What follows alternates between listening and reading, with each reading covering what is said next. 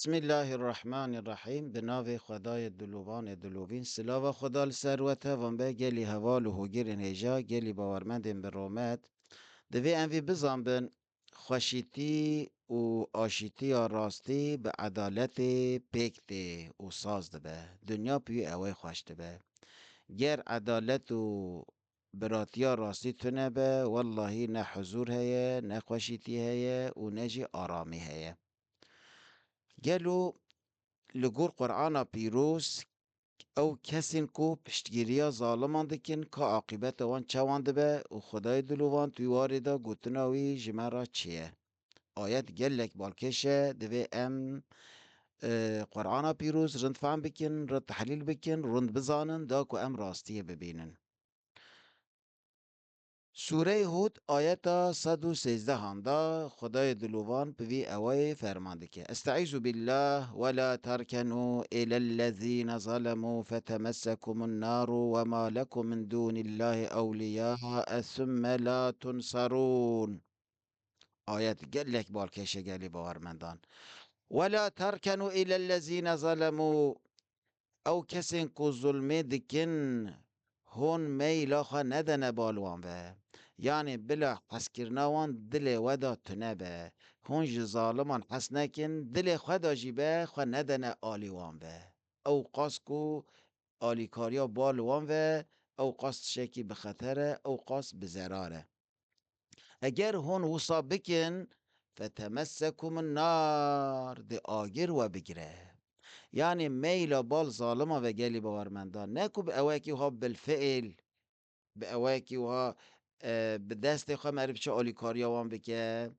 آن به گوتنا خواه آن به اواکی دنه قلب مروجی بال وان و به افد بته سبب کو ده آگر معرف بگیره او قاس آلیکاریا میل بال وان و او قاس کو خرابه او قاس شکی به خطره اگر هونوها بکن دی آگیر و بگیره و ما لکم من دون الله من اولیاء نی نجبونا وش غیر خدا تو دوستی یعنی دوست کی وی کو آلیکاریا و بکه نهیله کو هیم بین عذاب داین جتنه کو من عواج عذاب بکه او جتنه یعنی حال و پرزوره پر زحمته ثم لا تنصرون پشتی هون ناین آلی کرنجی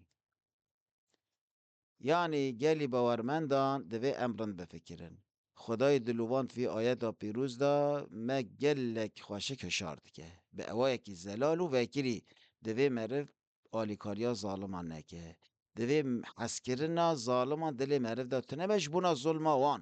امجی تشوانه باشه به آیریه لی جبونا کو چیا ظلم دکن جبونا کو مافی انسانان بن پیدا کن جبونا کو حقارتی دکن چاوی وان دا خرابی هیه تبلیغی هیه فسادی هیه خراکرنا آرامی یا جواکی هیه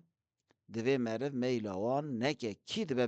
بلا باب مرف به گلی باورمندان ظالم کی دبه بلا به دین وینای پرسین زمان وینای پرسین اردنگاری وی جغرافی وینای پرسین کی دبه بلا به دوی مرف دجبری به جه حس نکه مظلوم جی کی دبه بلا به دوی مرف لباله جه بگیره دین مظلوم نای پرسین گلی باورمندان وی راستی رسول خدا بجه علیه الصلاة و السلام لا یسألو عن دین المظلوم دین مظلوم نای پرسین خدای دلوان میل بال ظالما و نفت دلمه و نصیب منه که خواه تعالی آلیکاری یا مظلوم جی کید به بلا ببه میل بال مظلومان و حسکرنا مظلومان پشتگیری مظلومان جی نصیب مبکه و ام ویجیش بیر نکن اوی میل بال ظالمان و بکه اف قازگرانه گلو حال ظالمان ده چوان به ایجا بلا ظالم شخارا ملحظه بکن امانت خدا بن بمینند خیر و خوشیه ده